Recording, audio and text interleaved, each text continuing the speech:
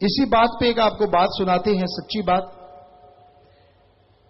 किसी जगह पे एक कटिंग करने वाले सज्जन थे, गांव में उनको नाई कहते हैं। तो ये मशहूर था उनके लिए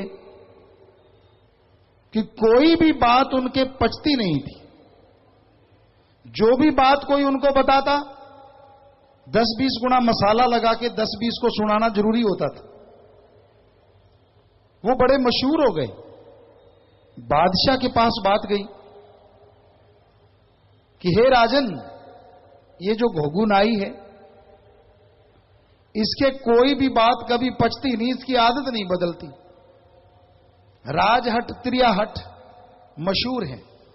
राजा कहता आदत तो कैसे नहीं बदलती, मैं बदल के छोड़ूंगा। कहते जी आप देख लीजिए। राजा ने यहां पे टोपी चढ़ा ली, यूं करके कपड़ा बांध लिया और उस नाई को बुलाया। कहने लगे आ भी घोघू नाई, आज कटिंग करनी है, पर यहां मैंने टोपी चढ़ाई है, वहां नहीं करनी। घोघू नाई को उत्सुकता होती है। जो लोग ऐसी बातें एक दूसरे की आगे से आगे बताते हैं, वो इंटरेस्ट बढ़ा लेते हैं। कोई गप मार रहा हो तो कहते अच्छा फिर, तो उसको लगा यार ये क्या चक्कर है। कहता जी यहां कटिंग क्यों नहीं करनी। कहता मैं तुझे क्या बताऊं, मेरे यहां पे सींग निकल आए,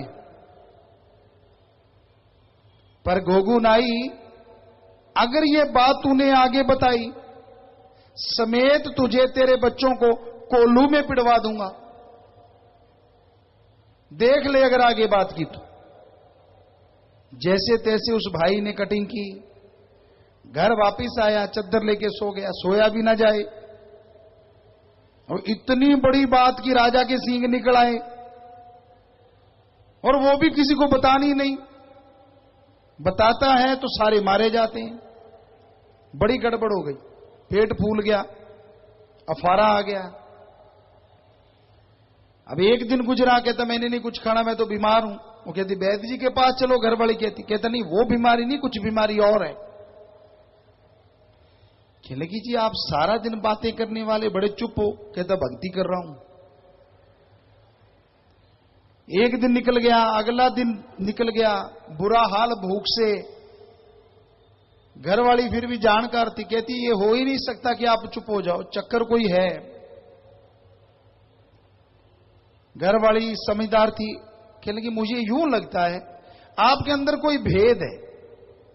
कहता कोई भेद भूत नहीं, मरवाना है क्या। वो समझ गई वाकई भेद है।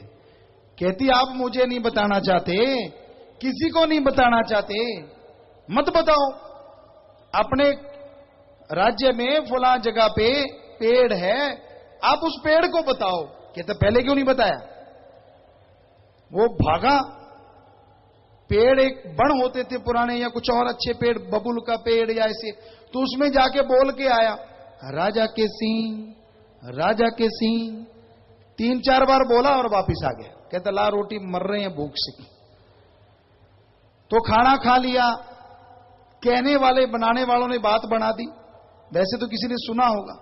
कहते उसी पेड़ को काट लिया गया और उसकी सारंगी बन गई। सारंगी बादक, सारंगी बजाने वाला बादशाह के दरबार में आ गया।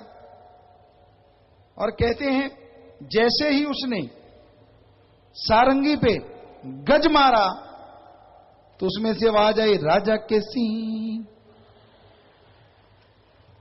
राजा कहता अरे ये तो किसी को ही नहीं पता था। फिर गज मार, उसने फिर गज मारा, तो फिर राजा के सींग। कहता बुलाओ, घोघू को बुलाओ। बुला लिया जी घोघू नाई को। बादशाह कहना इधर बैठ। बैठ गया।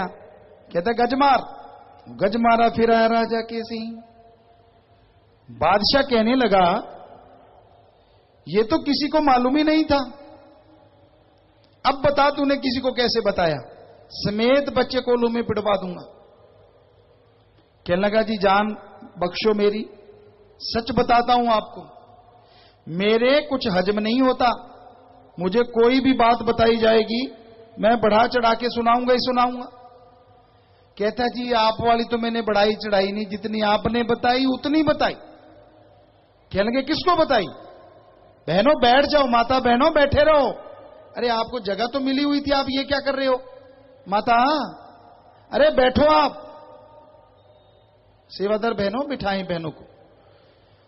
तो बादशाह कहने लगा बता किसको बताई? कहता जी मैंने किसी इंसान को नहीं बताई, मैंने तो फलां जगह पेड़ था उसके थोड़ा सा वो थूथा था, उसके अंदर बोल के आया हूं कि राजा की सींग, तब जाके मुझे रोटी खाने को मिली।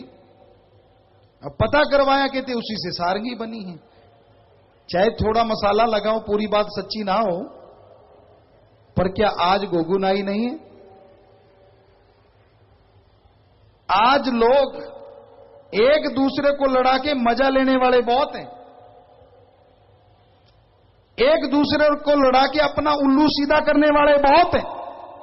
भोले भाले लोग बात सुनते नहीं, बस चल पड़े धर्म के नाम पे, जात के नाम पे, पैसे के नाम पे, पता नहीं किन किन बातों के नाम पे एक दूसरे को लड़ाना और अपना उल्लू सीधा कर लेना। क्या ये सच नहीं? समाज में ऐसा ही हो रहा है।